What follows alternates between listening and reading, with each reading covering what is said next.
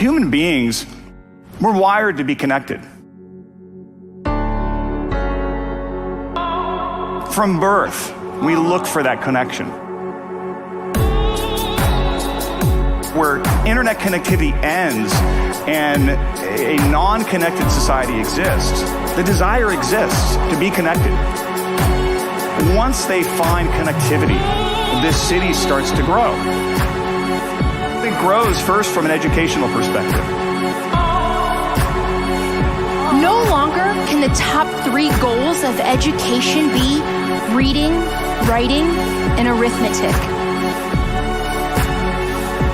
Now I truly believe that they need to be relationships, relationships, relationships.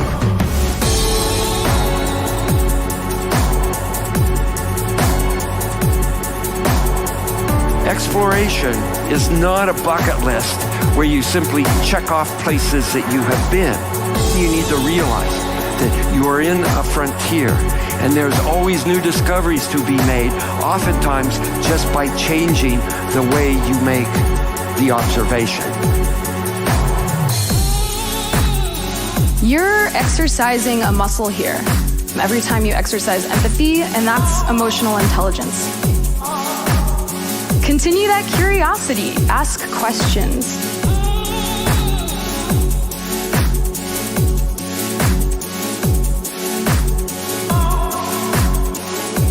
Because of that respect and my willingness to listen and his willingness to listen to me, he ended up leaving the Klan, and there's his robe right there.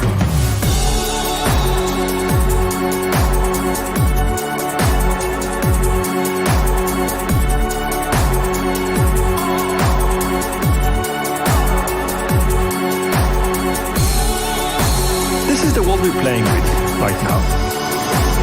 And the reality is that we don't really know how it's going to look and what it's about.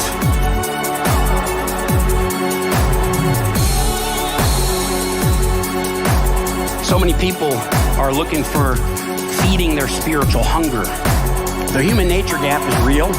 The human nature gap is having ramifications.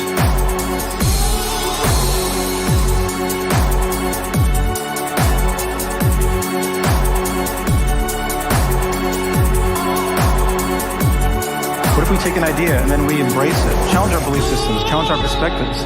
And today we're going to take one step beyond, and we're going to go that way and just seek new ideas.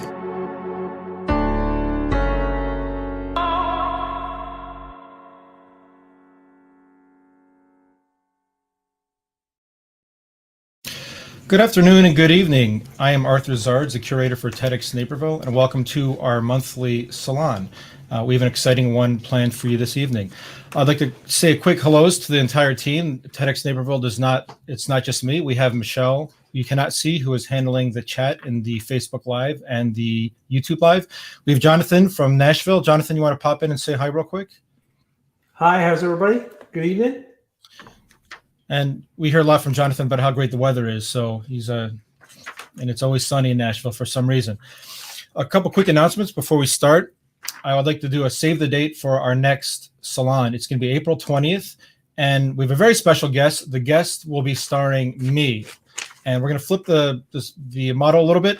I'm going to be sharing 11 plus years of experience of what makes a great TEDx talk. So if you've ever had an idea that you wanted to share on the stage, if you've ever wanted to do a TEDx talk, if you're not sure if you have an idea that's ready for the TEDx stage, you definitely want to tune in. It's going to be a free event. It will be ticketed, but tickets will be free. And it's going to be an hour and a half, a little bit longer. And I'm just going to be sharing everything. I'm going to be pretty much sharing all of my knowledge about what makes a great TEDx talk. So if you have any interest in being a TEDx speaker, definitely show up, share it with your friends. And we probably will have some time for people to bring on to share your pitch. And we'll go through the process together. What makes a good pitch and how do you find an idea? So definitely tune in for that. Some more exciting TEDxNaperville news is we are hiring. Again, we are 100% a volunteer organization, but we are looking for key volunteers for our leadership team. These are not just volunteer jobs. These are at the level of significant commitment. However, if you've ever wanted to have some input to change your community, change yourself, change the world, definitely apply. We have some really interesting things that we're doing differently this year. There will be a major TEDxNaperville presence this fall. And if you want to be part of that and help create it, definitely check out those links and get involved. I'd like to thank our sponsor. Our sponsor for this evening is nomorewebinars.com. If you've been to a webinar and you can't stand it like most people, or if you're in charge of webinars, there's some amazing new technologies out there. Check out nomorewebinars.com. Now, as we get started, I want everybody to think about a year ago, what was going on in your head right about now. I know for mine, it was a lot of fear. I was putting on gloves to go to the grocery store. I was taking my chicken and I was actually spraying it with a spray bottle of a light bleach solution to bring it into the house. A lot of scary things were going on. And if you remember, we had an initiative in the spring about our theme of Stay Strong Naperville. So you don't see this a lot, but I just want to make sure, give yourself a pat on the back tonight. Give yourself a high five. I'm going to give everybody a quick little fist bump. We're here a year later. I can't say it's been easy for everybody. It's been a challenge for some people. Some people have lost loved ones, but here we are a year later and we've made it. And it's pretty incredible when you think about how you were feeling a year ago. And if you remember a year ago, even as of 5 minutes ago, you know that there's a lot of doom and gloom on the news. I wish I would have done screen captures for every single news article I saw from last year. It's getting worse. It's getting worse. It's coming back, another surge.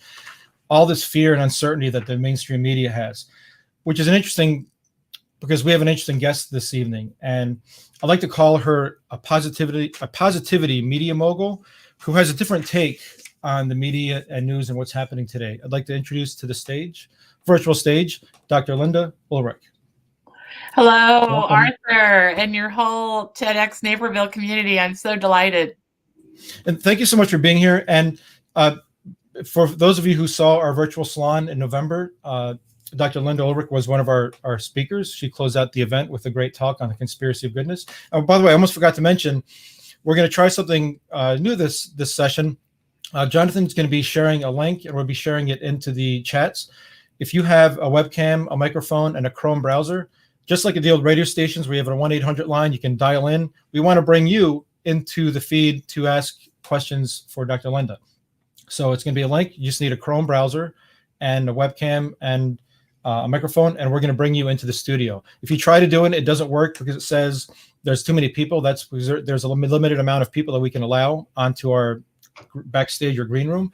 But we want to experiment with bringing people into the stream to interact with you, Lynda.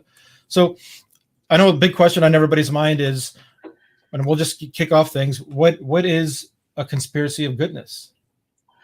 Well, there is an amazing story in history that I learned from one of the thought leaders I was talking about. And I tell the story in the TED Talk, but I'm going to tell it again. It always gives me a little bit of goosebumps. So a conspiracy of goodness is a way that we act together in without much organization.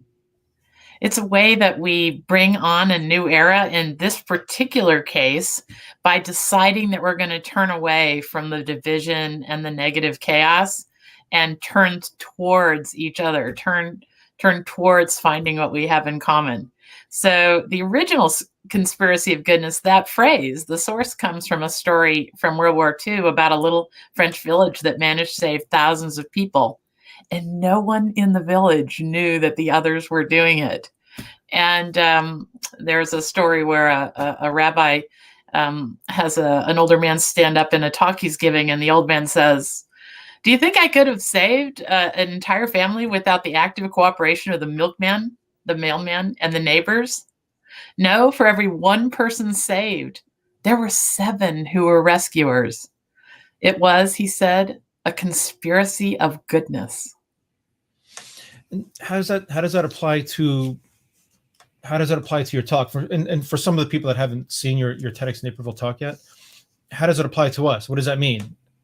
Well, I think that the rest of my talk and my what experience tells me from from literally curating the internet for about 8 years is that what we see on social media and the nightly news is not who we are.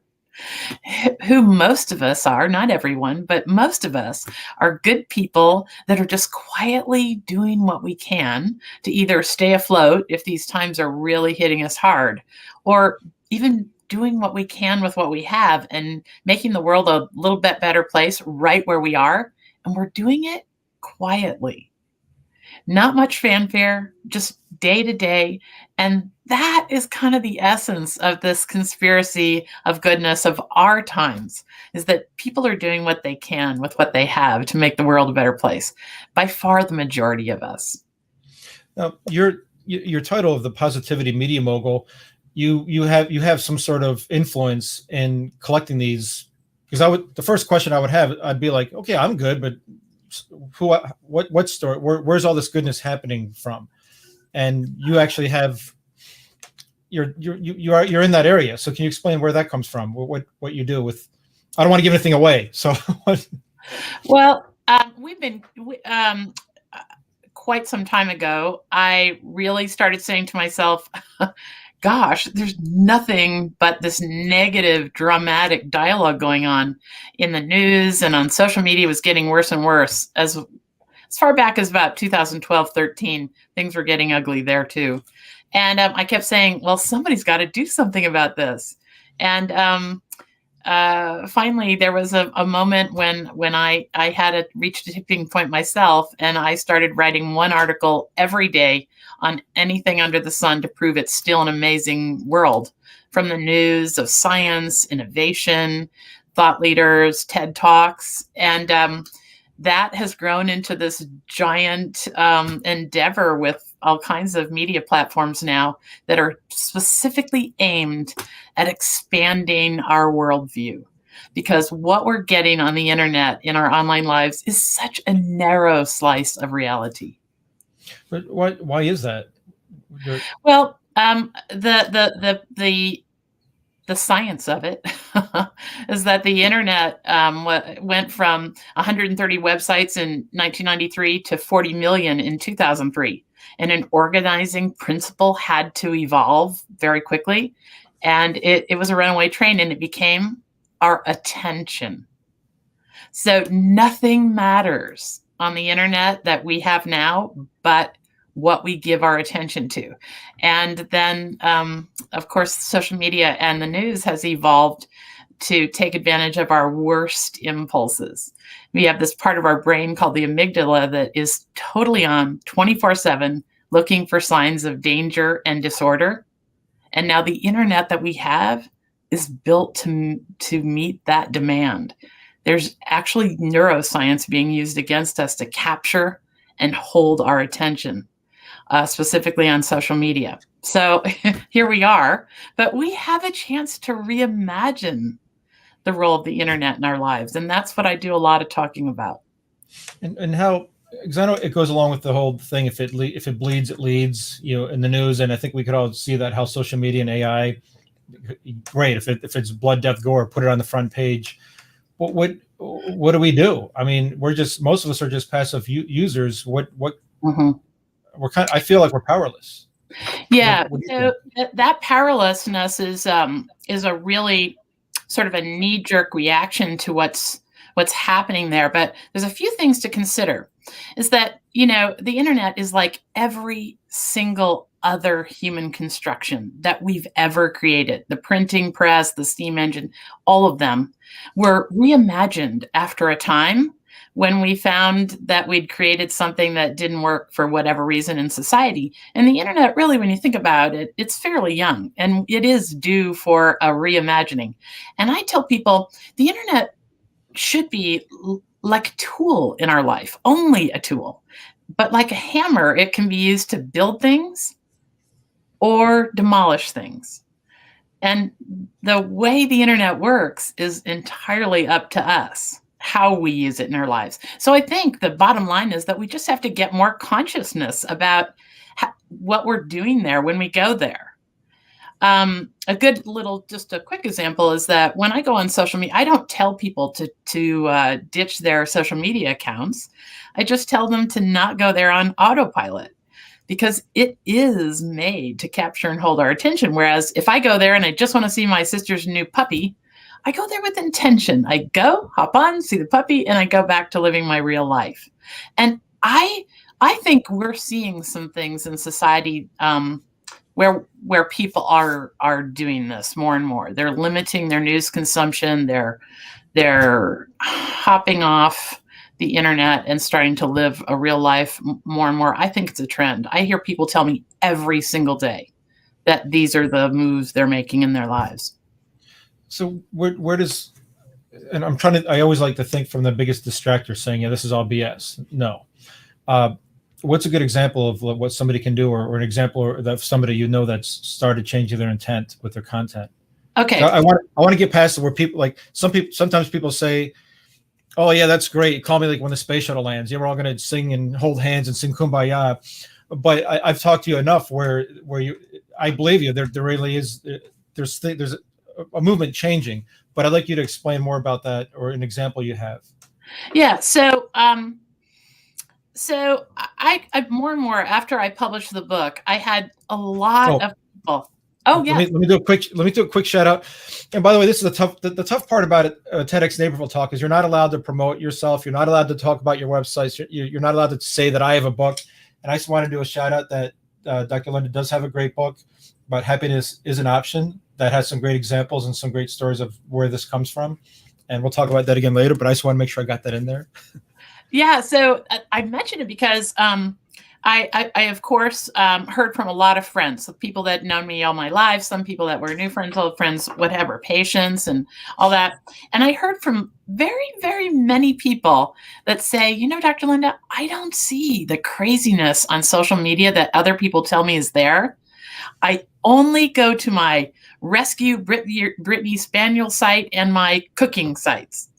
And so what they've actually done is one of the things that I talk to people about in the book. I give a lot of practical advice about how we bend the arc of the internet in a positive direction in our own personal lives and as a internet community too.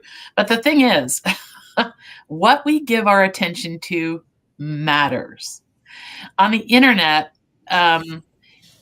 your click is a vote that we are only going to get more of as individuals and a community of what we give our attention to. So if we share, like, comment, even if we're raving mad and we, fight back on some horrible thing we see on social media, we just gave them a vote. And so once we understand this, our click is a vote principle about the way the entire internet is constructed, that's a double-edged sword. We can either give our attention to a whole lot of stuff that just is ratcheting up the drama and the division and chaos of our times, or we can ignore more. So I'd say I ignore about 90%, or maybe more, maybe 95%. When I go on social media, I'm looking for people who are doing two things. They're being thoughtful and helpful. That's it. Now, that doesn't mean I'm only listening to jolly things that people are saying, because you can say some hard things if you're thoughtful and if you really have a helpful intent. And so I think that there's a role for the internet in our lives to be expansive and go in the opposite direction that we've been going in, if we decide very carefully what we will give our attention to. But how does somebody find, if you go to like a major news media website, how do you find those? I'm thinking out loud. I'm like, I don't know if I could go to like a major news site and even find anything good on their whole first page. Yeah. I mean, yes. So the news is problematic because of the fact that the news by nature is the outliers. What we forget in the advent of the 24-hour news cycle is that one dreadful thing may happen in the world today. But because of the 24-hour news cycle, we're going to hear it 24 hours over and over and over again. And there's a whole lot of neuroscience about what happens in our brain about proximity. When we hear something over and over and over again, our brain is built to tell us that it's near, that it's likely. And we've got to just keep the mantra going that if it made the news today, that means it's very, very rare. And so when I watch the evening news, I look at it like I would a diet. Like, you need certain of this and certain of that, but it's very easy to go in excess in many, many directions. I get the news of the day. I have my own. I like the BBC for a global perspective, and I might listen to NPR in the morning on the 12-minute drive to work. And you know what? I've decided if it doesn't come to me on the 10 minutes home and the 12 minutes in, then it probably wasn't so earth-shaking that I can't stand to miss it. But this constantly checking for breaking news, that's not good for us for too many reasons for us to even cover tonight. Even physiologically, it's not good. Yeah, I know when the pandemic hit a year ago, I stopped that. That was a huge relief. I got to stop checking the news. I'm like, the world ended 10 times already in one day. And so my own sanity. You said something interesting, that the news usually shows the outliers, but you talk about a conspiracy of goodness. So where are the good where are the good stories of people doing good? So this is an interesting thing. I've asked people I've been very fortunate to travel to some very remote places in the world. And I've asked all kinds of people in all kinds of situations. The most prominent is a story in the book. The first one that comes to mind is we were in one of the largest slums in the world in Kibera, Kenya. And this place is bleak, man, seriously bleak. Raw sewage runs in the streets, and 500,000 to 1 million people no one really knows. Only 25% have electricity. And we were there to chat with some artists, a group of artists who are doing the most extraordinary things with what they have, with what they can find around them. And they're doing so much with children. And so I asked them at one point, we were all just kind of leaning up against the counters chatting. And I said, so, what do you think about the future? And they all paused for a second. And then they burst into these great stories about what was happening all around them that was good and promising and progress and all that they were teaching kids. And I'm just like, gosh, this is who we are. This is how we've gotten here, away from the gladiators and all these crazy human practices that look really inhumane in the rearview mirror. And these days, there are things going on now that will look like we wonder what the heck we were thinking. No, it's an interesting topic, and I know we've talked at length about this, because the initial concept from World War II, when I forgot what the person's name who coined the term, the conspiracy of goodness, the postman, the neighbor. You don't see the postman or neighbor saying, "Oh, look at me, front page, I'm helping them, I'm helping save people," and that seems to be part of the issue, because if you're doing good, and it's actually similar to finding some of the best TEDx speakers, and you're a good example, that we find are people that they're just doing their thing. They're not out there to say, "Look at me, I'm on the front page." They're just doing their thing. This is fundamental. This is fundamental, Arthur, is that I've been unable, there are some super bleak places in the world for sure, but I've been unable to find just an overwhelming amount of places where when you ask people, are things going to heck in a ham biscuit around here? Is it just a nightmare in your neighborhood and your city and your town or your community? Most people will pause and say, well, gosh, no, there's this great group who's redoing the downtown, and another group who's starting a new teen center, and another group that's saved the Humane Society and kept it open. And they'll go on and on and on. And back in the days when they're the fundraisers, gosh, in our little Vermont town, there was a fundraiser for some great cause every single weekend of the year. It's interesting how you say that, because if everybody looks back, and a lot of us here in Naperville, but whatever community you're in, a year ago, the main media was saying, doom and gloom, we're all going to die.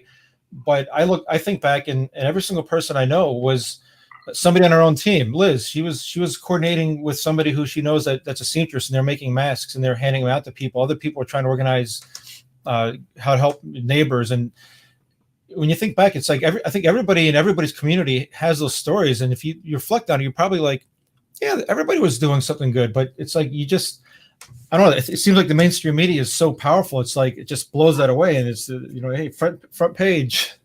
Yeah, and I just think we get to choose what we give our attention to. We are the ultimate consumers of news and social media and so forth. And if we want a better world, if we want to see a better world, we can reduce our consumption. I wonder some days who's watching the news, really. That many people tell me they've completely tuned the news out in their lives. Do you hear people saying that? Yeah, a lot. And it's funny because what I'm hearing, at least in my own interpretation, is that we have to move from a passive consumption of media to active. And active means that you're intentional. And like in your book, you got the simple pause. Do I really need to see that? And fighting your own, primal instinct of seeing the front page. But it sounds like you're saying is we're on that cusp of where people are starting to take an active approach to media. And I'm seeing some of it. I don't even want to bring up TikTok because TikTok is very, they're throwing things at you. It's almost like a front page every 10 seconds. But I've noticed some young Gen Y millennials coming up with their own curated news because they're tired of it. So I'm seeing signs of it myself. But is there any organization or anything that you're seeing that you like that's pushing the envelope on better content? It's a business model problem. It really is. I don't like to find fault. Most people want to do the best work they can, and certainly reporting on desperately negative but important things that are happening in the world is important work. And we would know so little about very important things if we didn't have reporters who are willing to go out on a limb. All that said, there's only so much that affects our lives day to day. And yet there is so much that affects our lives day to day when we know about the positive things happening. You can't be a good mentor to your children if you think that that the future is nothing but bleak. You can't be a good business person and make good business decisions if you don't believe that that we're going to come back around and that life will, be abundant again. So I think the trick here is seeking it out. And it is a problem because most of the news media is stuck with this business model where they have to satisfy the demand of our amygdala. I mean, we have this problem with Whitening Circles, the website, is that you'd think that a place that was doing no politics and no ads and nothing but good news about technology and thought leaders and so forth, you'd think that we'd be overrun with traffic in these times. But tell us a little bit more about Whitening Circles, because I know about that, but with the TEDx talk, you can't really talk about, hey, let me tell you about my website, because it really is a fascinating site of a source for good news or just interesting news. So tell us a little bit more about that. We have a team of 9 people, and we curate the internet for stories of goodness and progress for us all. And just the most amazing things are happening in the world. We publish about every day. We publish Monday, Wednesday, and Friday. And gosh, for about 4 years, we published every single day. But to do the level of inquiry and fact checking that we do, it takes some real serious time. So we publish every other day, and we write articles about everything from wonders in nature to startups that are doing the most extraordinary work, to discoveries in science that no one knows about. And, you can go to Whitening Circles, plunge into one of our articles. We've worked very, very hard to have absolutely no politics. So we've kept everyone under the tent, which is rare in these times. And that's everwideningscircles.com. Yeah. And I'm going to pop this up. Somebody brought up this from Mary Miller. Do you know about Future Crunch? Oh, sure. Yeah. We've communicated with one of the founders. Yeah. And again, it's refreshing for me just to know that Future Crunch. So there is something else that's not just ever Whitening Circles that has good news. So hooray. Yes. Future Crunch is a great one. Future Crunch is a great one. Yes. I would definitely say that. So with this conspiracy of goodness, so we're going down this path that there's a lot of people doing good all over the world. We're just not seeing it. What are some examples of your favorite, really somebody that's doing something really good that's really needs that message to be shared? What's an example? One of your favorites? Oh, well, one of my favorite stories is about that kind of holds a lot of details about what's possible in it. It's this great story about the Plastic Bank. I don't know if you've ever heard of this organization, but they were two fellows in Canada who were doing some research, and they sorted out that 90% of the plastic in our oceans comes from just 10 rivers in the world. 90% of all this ocean plastic that we see washing up on beaches. And they figured out a way to create epicenters along these rivers that capture the plastic waste and turn it into a kind of currency. And it's called the Plastic Bank. They got companies in Europe to commit to making all their packaging out of this recycled plastics.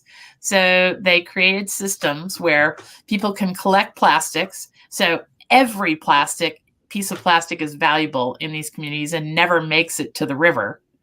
And then people can turn in this plastic like they would other recycled materials and exchange it for currency. And in this way, they're able to buy uniforms for their children. They can pay their electric bill. It's a wonderful system. So the plastic never does even make it to the river. And if that organization grows and becomes all that's possible, this will make a gigantic dent in our global ocean plastic problem. And I just wish I would see that on the front page of a news site. I know. And there's an interesting little side angle on that I'd like to mention. So another program that I absolutely love and endeavor is called the Rainforest Connection. I mentioned it in the TED Talk. And the reason why I love this story, Topher White was a typical engineer. And it goes back to this seeing a problem and then deciding to do something about it. He was on vacation in Sumatra and visiting a orangutan sanctuary or a gibbon sanctuary. And all of a sudden the staff ran off into the woods and just left him standing there. So like any, young person, he just starts following with his phone on. And they come upon a gigantic tree. This is in a protected forest that's being sawed down by illegal loggers. And he could not believe how close it was to the sanctuary. And yet the sound in the rainforest was so loud, they couldn't hear that the chainsaw was running. So he came back to the United States and he decided that there had to be a way to stop illegal logging using sound. And one thing led to another, and he realized that old cell phones could be tuned to pick up only the frequency of a chainsaw, and then placed at intervals through the remaining rainforest in the world. And the minute illegal loggers fired up their chainsaws, local authorities could be notified and come in and save the day. So the reason why I love the Rainforest Connection story is that it's foundational that local communities manage their own corner of the forest, and they are the ones whose livelihoods are being endangered by the forest disappearing. So that's number one why I love it, is because it's not someone coming in and saving the day. It's local people taking care of what's theirs. But also, when I see the rainforest burning, I don't know if you remember many, many, many episodes of Bad News Again. There was this period of about 8 weeks where the Brazilian rainforest was burning. And it was on the nightly news every night after night. Well, here's the thing about knowing good things about good things happening in the world, is that those Brazilian rainforest fires made me just as sick as I could be. But I could hold that in one hand, and in the other, I knew about Topher White and the Rainforest Connection, and that he was making progress, and then he'd been discovered and supported by Google, and that things were starting to happen in the right direction for his solution. And he's got quite a solution. Somehow he's done the math that for every one cell phone that's placed and saves that 3 square kilometers of rainforest, that's like taking 3,000 cars off the road. So we can make a dent in carbon dioxide emissions with that solution. I really like how you frame that, because you talked about earlier that if you're passively consuming the media, rainforest burning, by you taking an active approach of having the intent that you're going to seek the good and knowing it's there, you're mentally balancing it out. And the more that you share that Topher White story, the more it's, again, that big media machine, the more that people want good news. I believe in the free market. The more that people want good news, you're going to find more good news. Mm-hmm. And I think there's a lot of. I have so many questions. Hey, Arthur. Yeah, somebody's joined the feed, so if you want to bring. Yes, I want to bring in. Let's bring in a guest. We're going to bring in Kat Haber. Kat, we're going to bring you in, and you can ask Lynda a question. Welcome, Kat.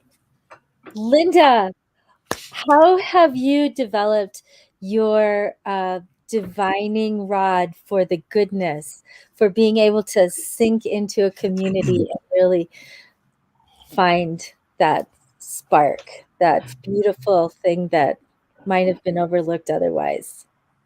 Well, I have a little corner in my office here where I keep 7 questions that I ask myself from time to time if I'm feeling like disconnected or not connected enough to others. And one of the things that I love to ask myself is, what do we all want more of? Mm-hmm. What do we all want more of? Because you can start chasms apart on an issue. Mm-hmm. But then if you keep peeling back the onion, you can decide there are some things that we could all agree on that are what we all want more of. And then when you start searching in those directions, you can find out what you have in common. Mm. Because I think that is one of that's one of the most beautiful things about the pandemic, I think, is that we've discovered we all have so much in common. I mean, just think about the business meetings or the Zoom meetings that we've all been on. All of a sudden we saw that everyone's kitchen kind of looked like ours, or everyone's guest bedroom, or wherever they set up their webcam. My husband had a bull haircut he did himself one day, just like that was hilarious around the campfire when the kids all figured out Dad had tried to cut his hair. But everyone had the same problems. I bet. How about pets and Zoom meetings? I've started to talk to other people's pets now. When the cat the other day, there was I was watching I don't know, some new show, and all of a sudden a black cat's tail went like this right across the screen. The woman just kept talking. It was a very serious subject. She stayed right on it, as if. So, I think it's okay to lighten up. Let's get a sense of humor. Let's look for what we have in common. It's far more. It's far more. It's just going to be a better world if we decide that's what we give our attention to instead of what we disagree on. Thank you so much. Yeah, thank you so much, Kat, for we're going to drop you you off. Thanks so much for joining us. And please, if you guys feel like thank you for the courage of being the first person to pop in there too, Kat. If you guys want to follow Kat's example, do it. Be active. Come on board. She's so nice. She's not going to hurt you. But thanks so much, Kat. Thank you, Kat.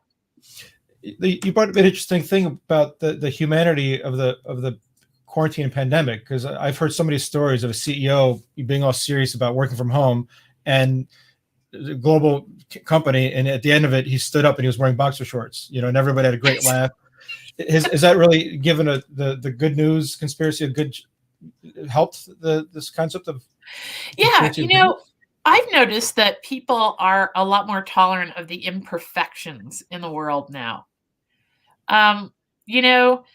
Maybe we needed something something pretty harsh. I don't know about you, but I learn from the hard things, not I don't know, maybe it's my nature, but I learn from the hard things, and I think most of us do. And because most of us are looking for a better world. I mean, nobody is wanting struggle. No one wants I don't hear anyone saying they love the acrimony in our times. These are great times to be alive. No one's saying that.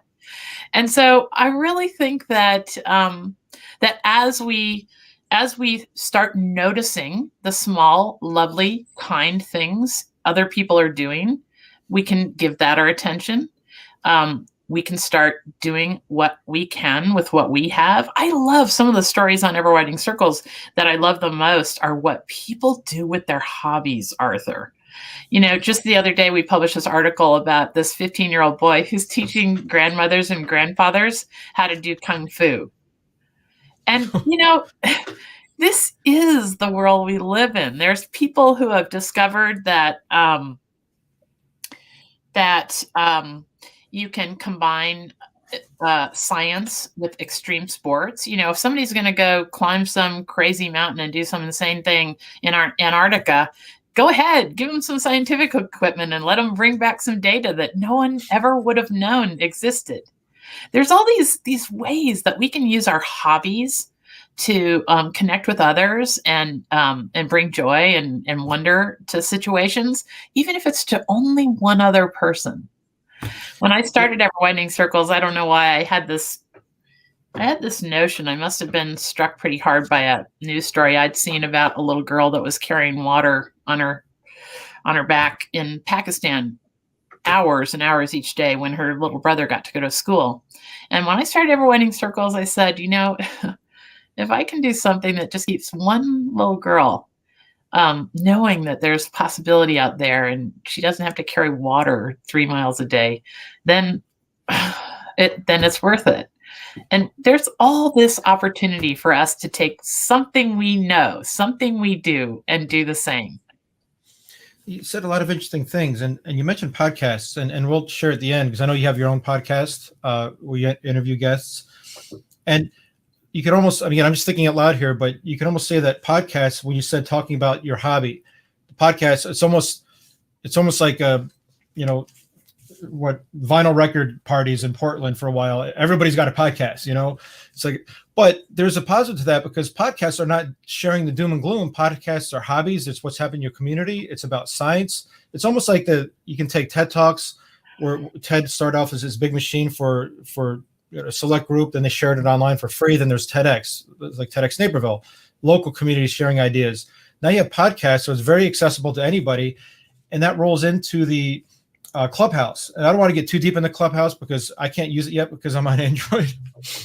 But somebody mentioned, I think, Kat, early in the chat about Clubhouse. And are you familiar with Clubhouse? Sure. Yeah. You know, I've enough. But, yeah. But it's interesting because that I think from passive consuming information to now being active and producing it, from TED to TED Talks to podcasts, which was now a lot easier to do, now to Clubhouse, which anybody can do with your phone. I think you're seeing, for me, that's the early signs that there is a shift to more active, because I'm pretty sure a lot of those conversations aren't just people complaining about how bad things are. It's probably about, let's have a meaningful discussion. What can we do? How can, like you said, we want the world a better place. How can we do that? And I think that Clubhouse and these Audible will help drive that. So I think you really are on the cusp of something incredible here. And the more people get into that, the more they realize, wait, I can be more active. I can actually make a choice. And I think that for you, what you're saying, it's that machine, and maybe it's a generational thing, that the machines are the big media machines are so big and clunky. They're never gonna. You can have all the good news in the world, and they're gonna say, we don't care. we're just gonna show the bad news. But they rely on us. I mean, there's nothing that can happen on the internet and be propagated unless we propagate it. No one's creating content unless we click on it. And this is where we really need to realize our power as individuals. And, you know, it doesn't have to be all of us. I like to talk about how if we all just learned to do that first shift that I talk about, In fact, I just did a second TEDx talk called The Power of the Pause. And if we just learn to do that one thing, that pausing before we follow our emotions over a cliff, or before we click on things, or before we go to the social media and say, I'm just going to spend 10 minutes, and an hour and a half later, we're still there. If we start to pause and exercise that ability to shift up, we can reimagine the role of the internet in our lives, and we can make it something hugely positive. It should be the most incredible place for us to access information and connect with each other, but we've got to decide that that's what it's for. And so in answer to your question, these places like Clubhouse, the only thing I'm concerned about there is if we just blunder into it with no thought to the rules of the road. Or, I always, because I'm a dentist, I always talk about internet hygiene. We never taught children, we taught them dental hygiene, but we never taught them internet hygiene.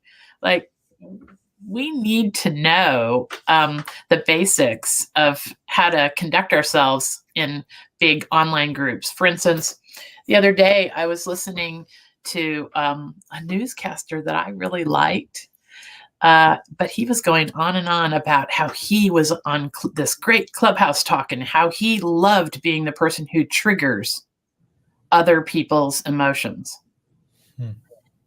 And I was just taken aback. I mean, he was actually proud of the fact that he got a fight going on in the Clubhouse and chat that he was on. And I was like, oh no, this isn't a step forward.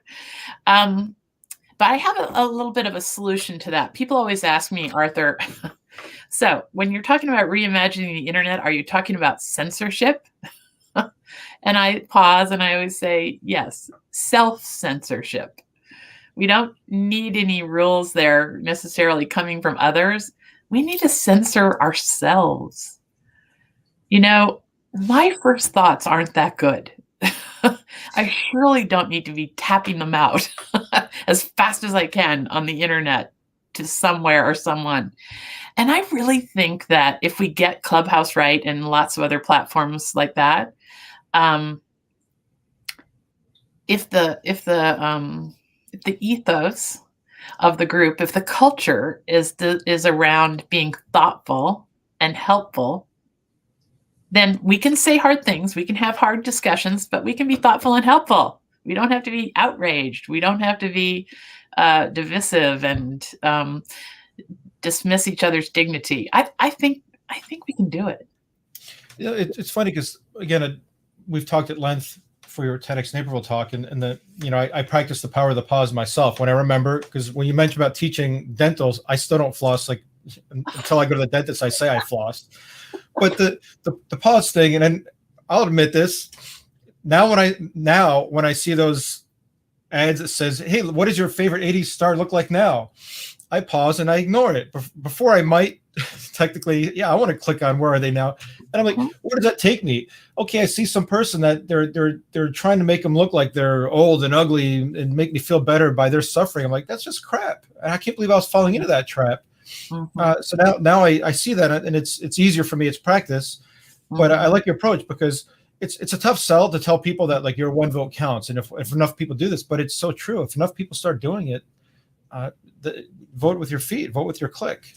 It's only 25%. The World Economic Forum did a study about how many people it takes to make an idea go from the fringes of society to becoming the norm. And they found that it was only 25% because of a whole bunch of neuroscience. If just 25% of us started pausing before we give our attention to all the craziness, then the rest is like a domino effect after that. And we would significantly change the way our worldview is shaped from the internet, for sure. We're TEDxNaperville. We can do 25%. Let's do it. Let's go. Yes. Right now. Absolutely. Are there any questions that I didn't ask that's a popular question? I always want to make sure I ask. A lot of people ask me, for a few practical tips about, really managing this pausing part of the thing. And I'll give you one that I really, really love. I never, ever click out of A, B, C mode. I never click or give my attention to anything out of anger, boredom, or curiosity, like morbid curiosity. Never. I never, if you're on the internet, when you're scroll, click, scroll, click, just mindlessly, that is when your amygdala, this lizard brain looking for signs of disorder, is on. And you will give your vote, your click. You will give all the link juice to all this random crazy stuff that is messing with our future. So I never, ever, like you just said, I want to click on the blobfish or the anaconda with the human form in it, just as bad as anyone. I never, ever, and I never, ever click out of anger. The blobfish is what he meant. Thanks, Alexandria, for sharing that. Yeah. We have Brittany. Brittany's gonna welcome to the stage. Brittany. Hey, Brittany. Hi. Thanks for coming. Hello. Sorry. I had a question, Dr. Lynda. Long term, how do you feel like us pausing and deciding on what we click on, how will that affect our mental health in the long run? So there's a very, very big connection between this constant state of anguish that we're in when we constantly click on doom and gloom, on danger and disorder. There's a chemical in our brain that gets released in our body called cortisol. And it's the stress hormone. And it was made hundreds of thousands of years ago so that we could react instantaneously to danger. But now we're allowing that chemical to be triggered over and over and over again. And that is very, very damaging to our mental health. This is where PTSD starts to get elevated, depression, overwhelm, anxiety. We have got to start deciding what we give our attention to, because what we give our attention to expands. We all know that from experience. And so I think over time, as more and more people turn away from this craziness in our online lives, we are going to see that we're able to control our state so much better. Thank you, Dr. Lynda. Thank you. Thanks for sharing, Brittany. And, another thing, Arthur, that I think is pretty important is that we seek out communities of trust, that we seek out communities of uplifting feedback loops. This is the thing. If we just go to the news station that we figure is our team, there is a lot of negativity in that whole cycle, loop after loop after loop after loop of validation and all that. If you're involved, I was speaking on the podcast to a great thought leader the other day, and she speaks about body image. And she says one of her big pieces of advice is that if you go to the internet and some of the people that you follow make you feel really bad about yourself because they're all slim and trim and beautiful, she said, unfollow. We have got to unfollow the people that leave us in states of anguish and disappointment. Yeah, powerful stuff. And I want to slowly bring this to a close, but I know that you've been speaking about this and with your book, and you've had some really good positive press, which is great. So PR, it's not like you're just one lone wolf with this idea. You've had enough people in the media are you're getting noticed. Yes. Yeah, I was interviewed in the same hour as Michelle Obama and Rachel Ray on WGN in Chicago about the book, and that is a positive sign. Yeah. There are plenty of people out there doing the most extraordinary things. We have to seek them out and give them our attention. And media is watching what we give our attention to. And that can become a multiplier. Yeah, and if we can pull up the information on the contact you, because I want to leave it up there for a little bit so people can jot it down. I definitely highly recommend the Ever Widening Circles. I sign up. I'm on the digest, and you get the daily dose of news that's good things that are interesting and that's happening in the world. But definitely, and I believe is your podcast available through the Dr. Yeah, Lynda.com? it's on all the majors. We're doing something unusual there, Arthur, in that I might interview someone like Dan Diamond. He's the first responder in all the world's greatest natural disasters. He has a team of 27 doctors. He was first on the ground in Haiti and in charge of the convention center at Hurricane Katrina. Well, I get Dr. Diamond on the podcast, and we talk about all the signs of generosity and kindness and ingenuity he sees in the first few days after the events that he arrives on the scene for. I'm trying to take people that are doing incredible things. For instance, the guy who pulled the straw out of the sea turtle's nose, Nathan Robinson. Oh my gosh. We could have talked about sea turtles and debris in the ocean, but no, we spent the whole time talking about all the things that came good out of that video that he took and all the possibilities that happened thereafter. So yeah, and I just want to let the audience know that the way you are right now is who you are, and when your title says positivity media mogul, you're true to who you are, and that's what I love about your podcast. It's you're very easy to listen to, and you're very interesting, and your dialogue and the questions you have is very positive. I just want to push people towards that because it's just a great way to know who you are, and behind the scenes, you had so many challenges trying to film a TEDx talk during a pandemic that the audience doesn't even know about. And every day you're up there smiling and you're ready to go. Yeah, I haven't even shared this one. If it seemed like I was gesturing strangely, this is my latest challenge. I broke my arm so badly I had to have 4 pins on Saturday. No more typing for Dr. Lynda. Can I leave your audience with one more really good? Yeah, because the whole thing is about a conspiracy. How does somebody want to become a part of the conspiracy? We have got to conspire together if we're doing good in the world. This is something that came to us kind of near the end of last year as the pandemic kept wearing on, and the division and the negative noise kept getting bigger and bigger. Whoa, there are so many unbelievable people out there in the world, volunteering for boards to keep the Humane Society open, doing the most extraordinary things for food banks, doing things in technology that everyone needs to know about. But if we're all these lone little voices in the darkness, we just can't get any traction. We can't make a difference. So the first of the year, we launched the Conspiracy of Goodness Network.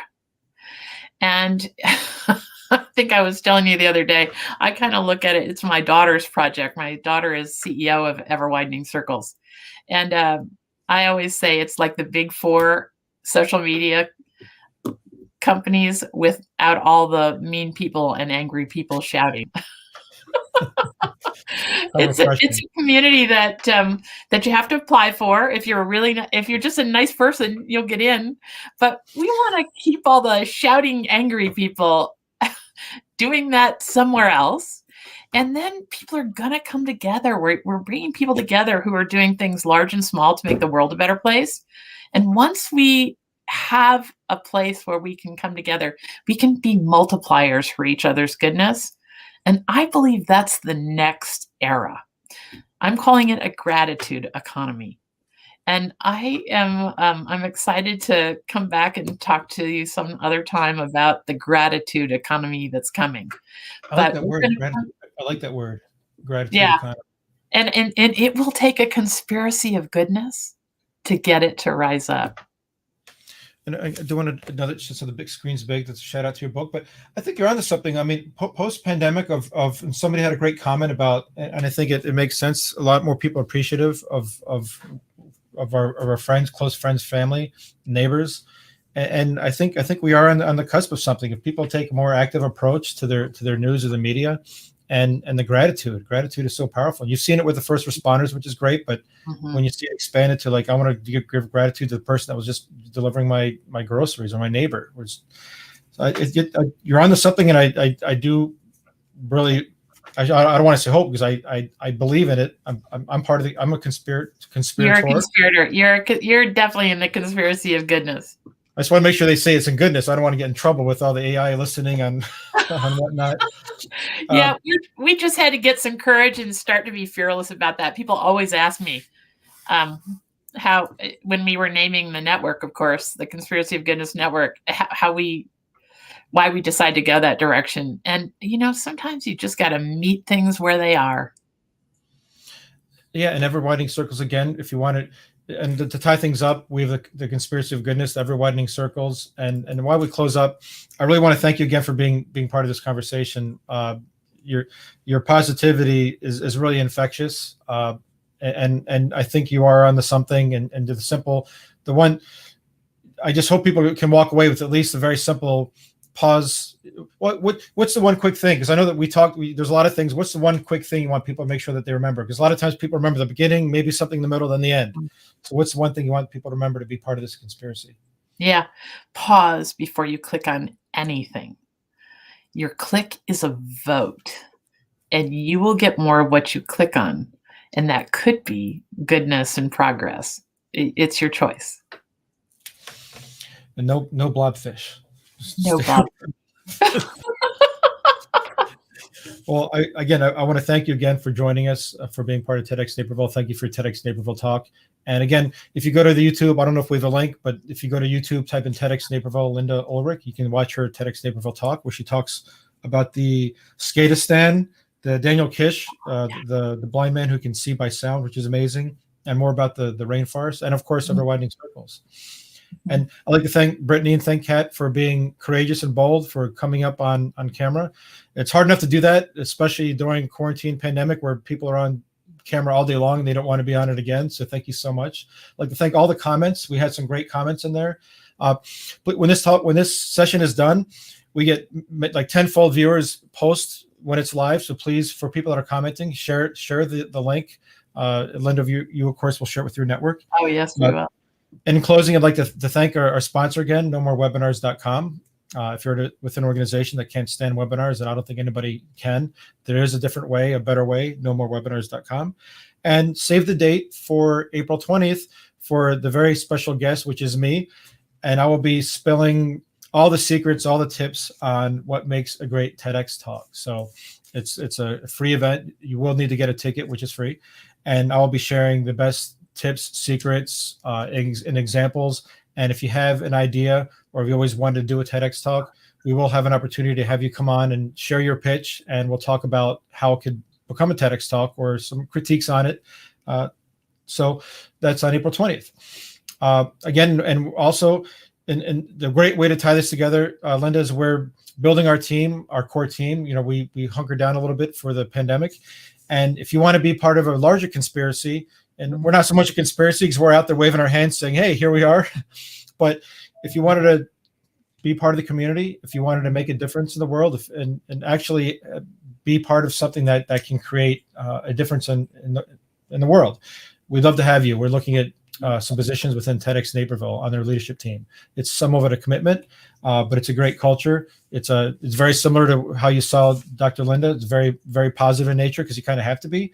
But we are looking at filling our ranks for this year. We have something special planned this year, coming out of this pandemic. But again, I'd like to thank Michelle, who's handling the comments. I'd like to thank Jonathan, who's in Nashville, and you're in Vermont. That's the nice thing about this technology, is that we can have all these different locations together to talk about positivity and about being part of the conspiracy. So everybody else, welcome to the conspiracy, and we have a bunch more recruits, Lynda. So thank you. That's the way it's going to work. We're going to open a new era, one group like this after another. Well, thank you so much. Again, I'm going to sign off. Thank you for joining us. And again, I'm your host, curator for TEDx Naperville, Arthur Zards. And this is our wonderful guest, Dr. Lynda Ulrich. And thank you so much. Take care. Human beings, we're wired to be connected. From birth, we look for that connection.